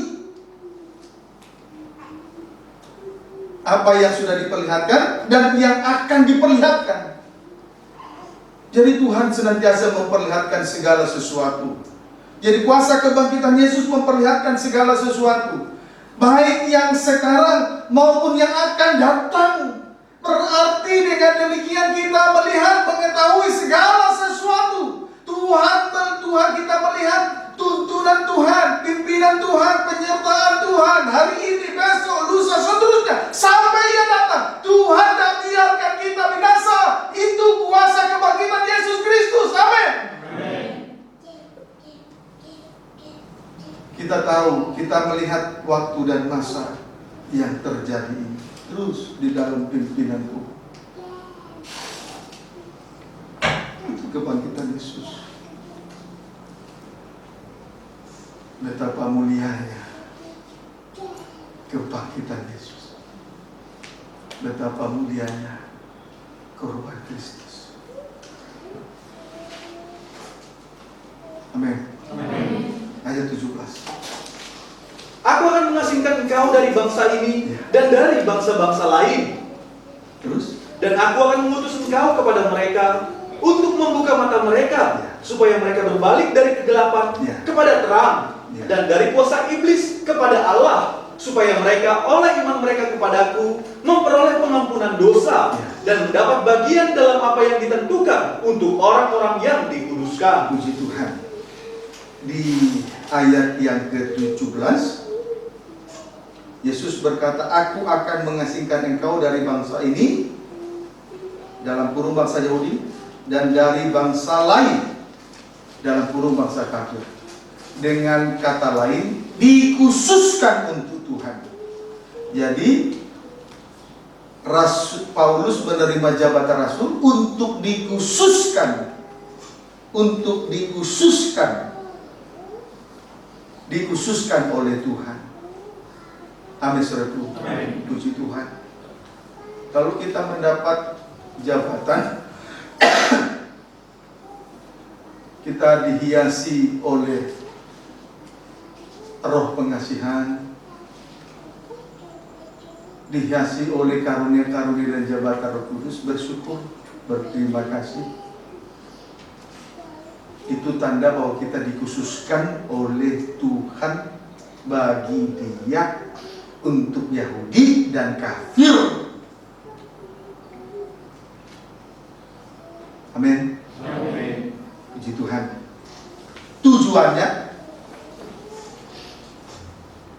untuk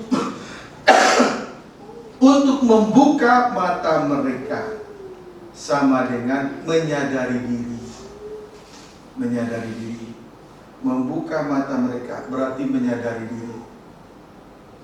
Puji Tuhan. Kalau mata tertutup, tidak dapat melihat keadaan, sama dengan tidak menyadari diri. Orang yang tidak menyadari diri adalah orang buta, orang yang tidak melihat dosanya, kejahatannya, kenajisannya. Punya mata tapi tidak melihat. Puji Tuhan. Dia dikhususkan untuk membuka mata mereka, berarti untuk menyadarkan baik Yahudi maupun bangsa kafir, supaya kita sadar bahwa kita ini bangsa kafir, banyak dosa, kejahatan, kenajisan, keonaran, kelaliman yang kita perbuat. Kita sadari itu semua. Dan kalau kita sadari, pasti kita merasa malu kepada Tuhan. Apa bukti malu? Terus ayat 18, untuk membuka mata mereka, supaya mereka berbalik dari kegelapan kepada terang, dan dari kuasa iblis kepada Allah. apa tanda menyadari diri? Sadar terhadap dosa. Berbalik dari kegelapan kepada terang.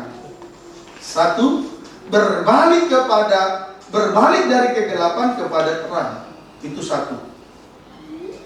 Dari meninggalkan kegelapan dan sekarang berada dalam terang. Puji Tuhan. Amin, saudaraku.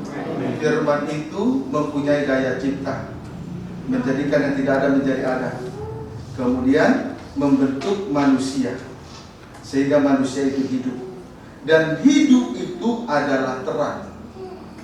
Dan kalau kita hidup di dalam terang. Itulah daya cipta dari firman yang sudah kita terima, menyadarkan kita. Amin, saudaraku.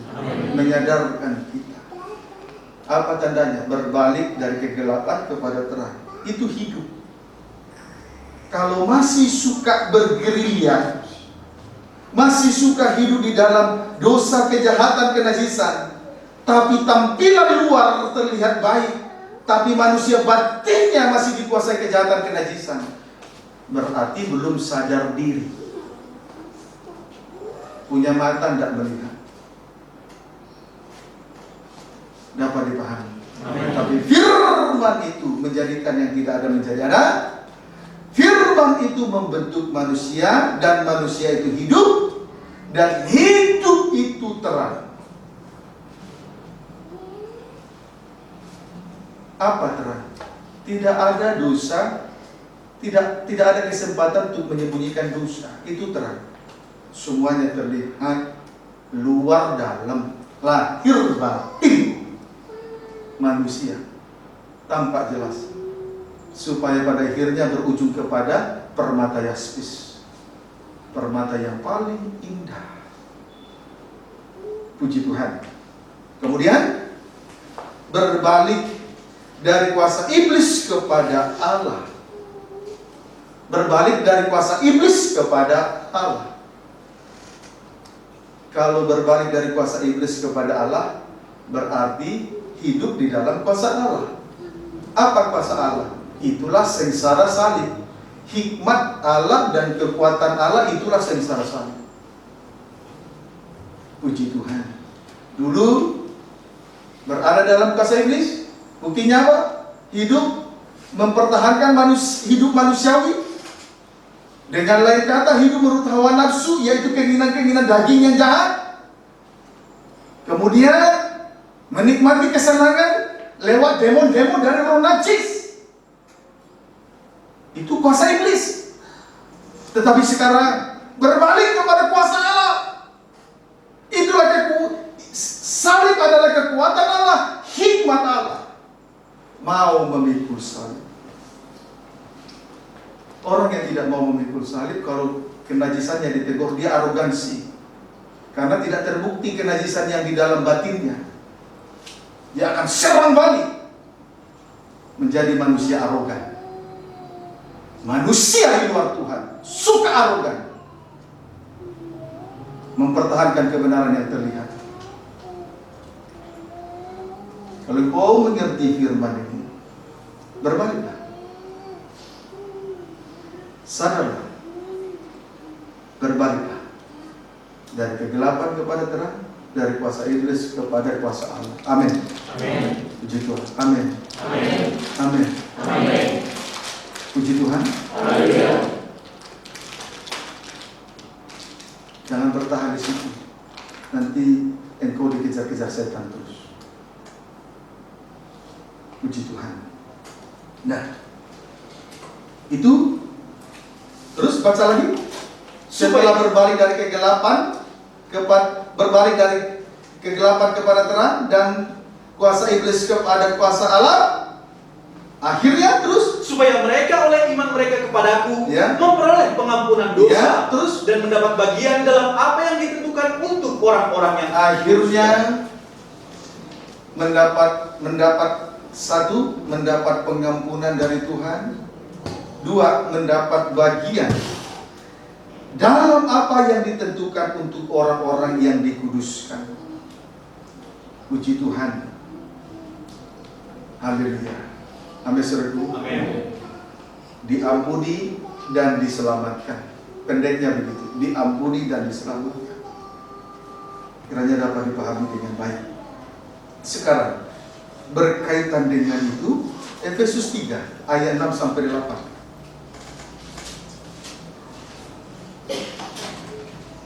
Efesus 3 ayat 6 sampai 8. Demikian firman Tuhan. Ya. Rahasia panggilan orang-orang bukan Yahudi. Ya, ini bangsa kafir ya. Dia dikhususkan kepada Yahudi juga kepada bangsa kafir. Kalau Petrus khusus Yahudi. Efesus 3 Ayat 6 sampai 8. Yaitu bahwa orang-orang bukan Yahudi Ya, karena berita Injil turut menjadi ahli-ahli waris ya. dan anggota-anggota tubuh dan peserta dalam janji yang diberikan dalam Kristus Yesus. Ayat yang ke-6, sampai pada akhirnya bangsa kafir turut menjadi ahli-ahli waris. 1, 2, anggota-anggota tubuh dalam kurung kesatuan tubuh Kristus yang sempurna. 3, peserta dalam janji yang diberikan dalam Kristus Yesus.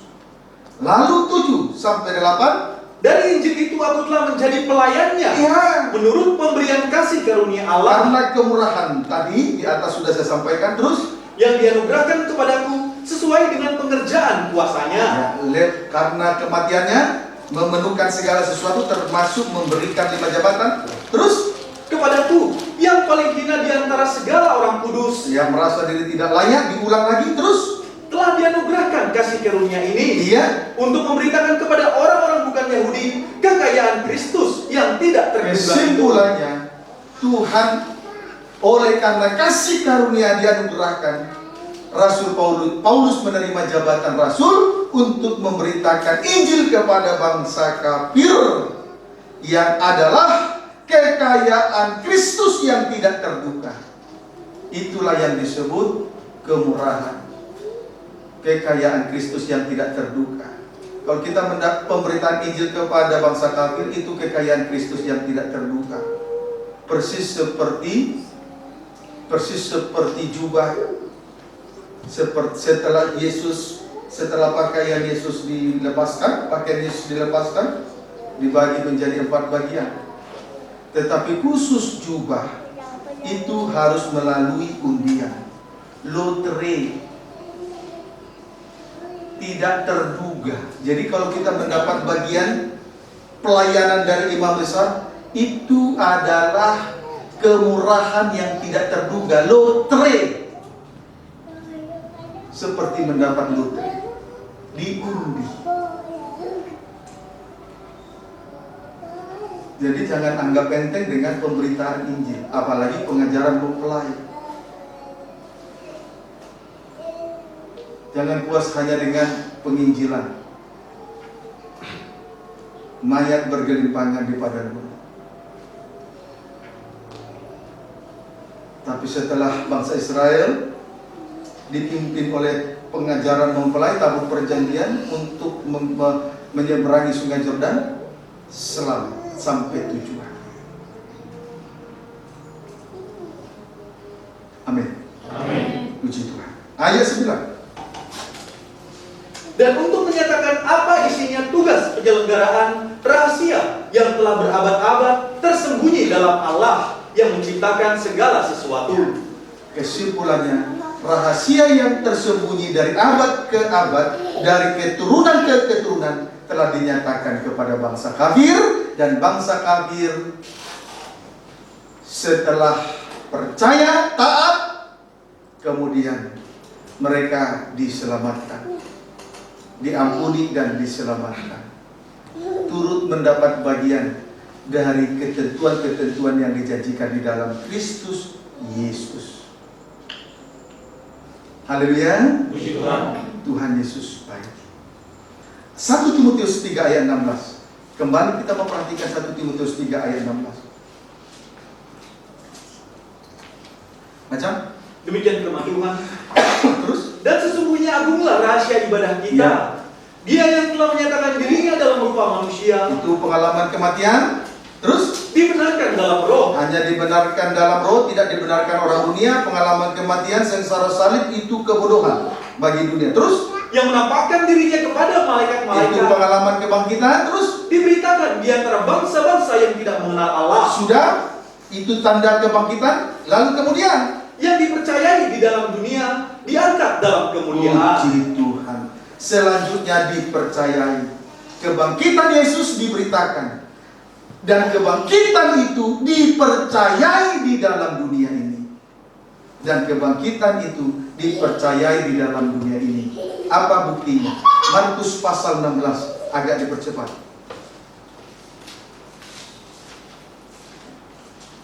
Markus 16 ayat 19 sampai 20. Ya, dipercepat. Demikian firman Tuhan. Terus, Sesudah Tuhan Yesus berbicara demikian kepada mereka, terangkatlah ia ke sorga, lalu duduk di sebelah kanan Allah. ya, terus, Mereka pun pergilah, memberitakan Injil ke segala penjuru. ya, Dan Tuhan turut bekerja dan meneguhkan firman itu dengan tanda-tanda yang menyertainya. Tuhan turut bekerja dan meneguhkan firman itu dengan tanda-tanda yang menyertai. Banyak mujizat terjadi lewat pemberitaan Injil. Mujizat pertama, air berubah menjadi anggur.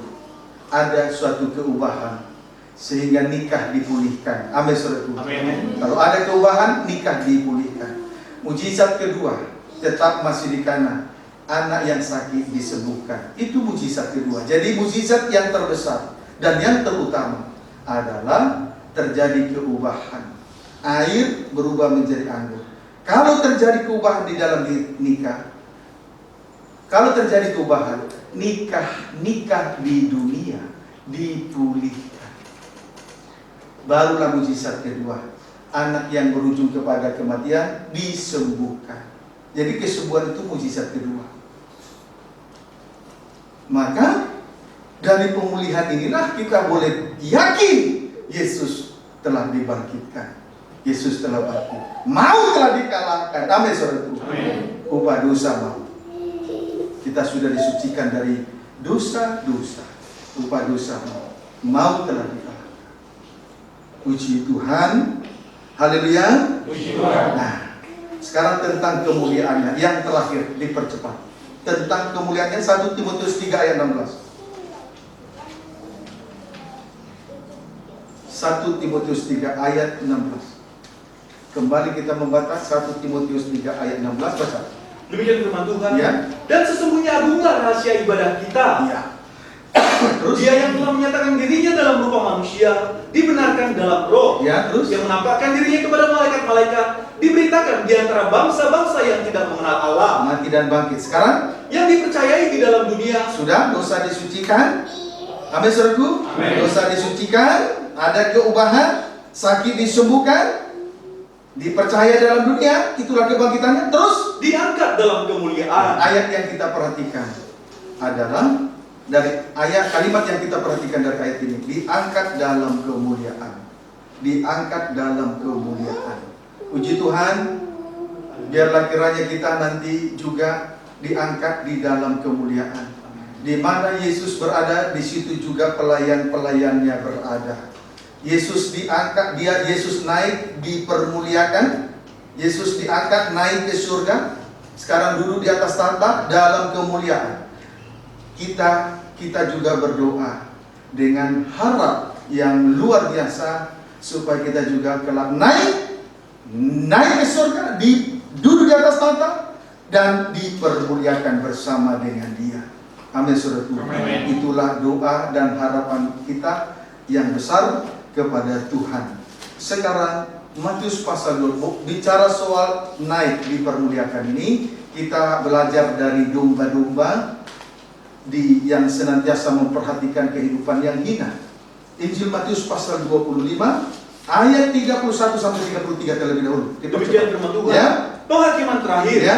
Apabila anak manusia datang Ya. dalam kemuliaannya, Terus? dan semua malaikat bersama-sama dengan dia, Ya. maka ia akan bersemayam di atas tahta kemuliaannya. Ya. Lalu semua bangsa akan dikumpulkan di hadapannya, dan dia akan memisahkan mereka, seorang daripada seorang, Ya. sama seperti gembala memisahkan domba dari kambing. Dia sampai 33. Dan ia akan menempatkan domba-domba di sebelah kanannya dan kambing-kambing di sebelah kirinya. Perhatikan, apabila anak manusia datang dalam kemuliaannya, ia akan bersemayam di atas tahta kemuliaannya.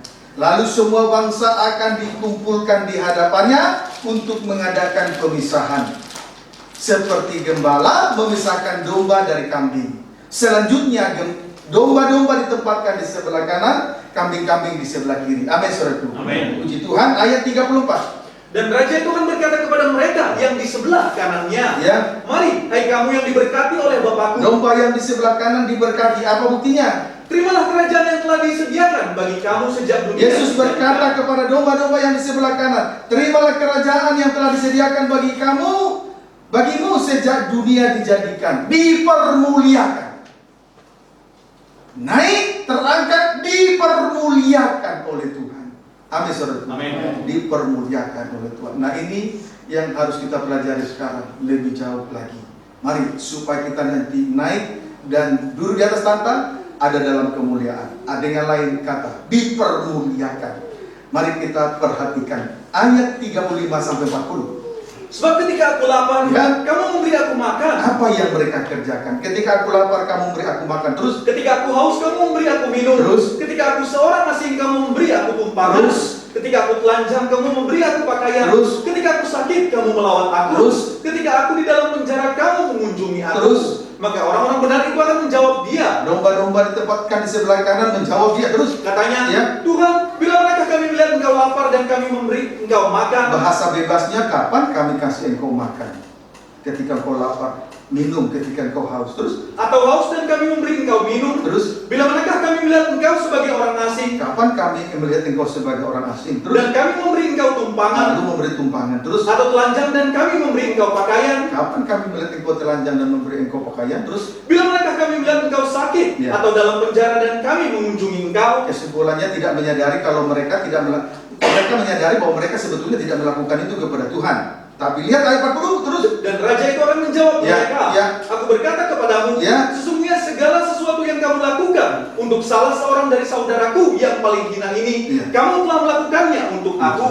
Domba-domba yang ditempatkan di sebelah kanan itu sangat memperhatikan yang paling hina. Amin, saudaraku. Amin. Sangat memperhatikan kehidupan yang paling hina. Kalau kita kaitkan dengan Injil Matius pasal 7 ayat 15 sampai ayat 23, nabi-nabi palsu disebut juga serigala berbulu domba. Mereka merasa bahwa mereka telah memperhatikan yang paling hina karena mereka melakukan 3 perkara ajaib: bernubuat demi nama Tuhan, mengusir setan demi nama Tuhan, mengadakan banyak mujizat demi nama Tuhan. 3 perkara ajaib dilakukan demi nama Tuhan. Tetapi Tuhan berkata pada ayat berikutnya, Hai kamu semua pembuat kejahatan, aku tidak mengenal kamu. Lalu Yesus kembali berkata kepada nabi-nabi palsu, enyahlah engkau daripadaku. Mereka merasa bahwa mereka sangat memperhatikan sidang jemaat gereja Tuhan lewat apa yang mereka perbuat. 3 demonstrasi yang ajaib dapat dipahami. Amin. Tetapi di ayat 21 Yesus berkata, bukan orang yang menyebut Tuhan, Tuhan, bukan yang melakukan perbuatan yang ajaib lalu mereka masuk dalam kerajaan surga, tetapi mereka yang melakukan kehendak Allah Bapa di surga, menanggung penderitaan yang tidak harus dia tanggung, memikul salib, menyangkal dirinya, memikul salibnya, ikut Tuhan. Barulah orang seperti ini memperhatikan sidang jemaat yang hina ini karena dosa. Kalau demonstrasi mukjizat terjadi, itu bukan perhatiannya kepada manusia. Yesus memperhatikan manusia yang hina. Yesus rela menanggung penderitaan di atas kayu salib menjadi hina, dalam kemuliaan menjadi hina, karena kehinaan kita. Tidak usah Yesus mati, cukup diberkati, setiap minggu diberkati. Itu bukan perhatian kepada yang hina. Amin. Mazmur 103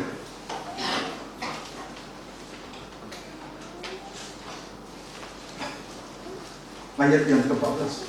Baca. Cepat. Demikianlah firman Tuhan. Sebab dia sendiri tahu apa kita. Dia sendiri tahu apa kita. Siapa kita? Terus Dia ingat bahwa kita ini debu. dia ingat bahwa kita ini debu. Kehidupan manusia yang hina karena dosa sama seperti debu, dia ingat. Dia sangat memperhatikan manusia yang hina karena dosa. Digambarkan seperti debu tanah. Kalau nabi palsu tidak mengingat yang kehidupan yang hina, mereka sibuk dengan hal-hal yang lahiriah, soal berkat dan lain sebagainya. Amin saudaraku. Amin. Puji Tuhan. Haleluya. 2 Korintus 5 ayat 21.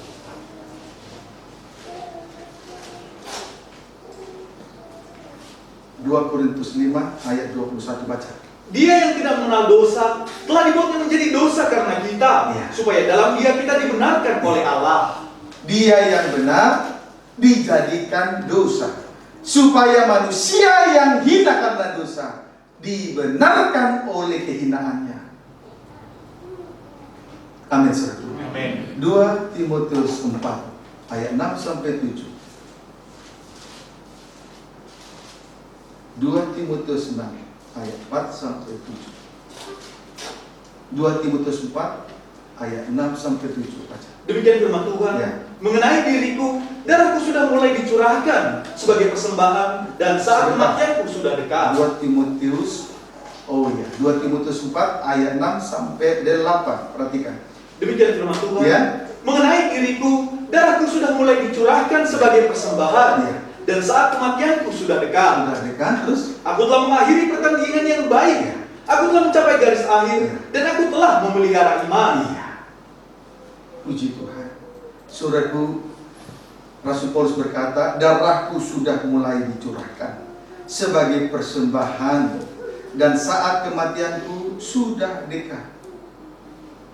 Dari ayat ini jelas Rasul Paulus sangat memperhatikan sidang jemaat, kehidupan yang hina. Dia tidak sibuk soal mukjizat, dia tidak sibuk soal perkara lahiriah, tapi sibuk membicarakan soal korban Kristus. Dengan demikian ia sangat memperhatikan kehidupan yang hina. Amin saudara. Amin. Ayat 7. Aku telah mengakhiri pertandingan yang baik. Pertandingan yang baik. Aku telah mencapai garis akhir, dan aku telah memelihara iman.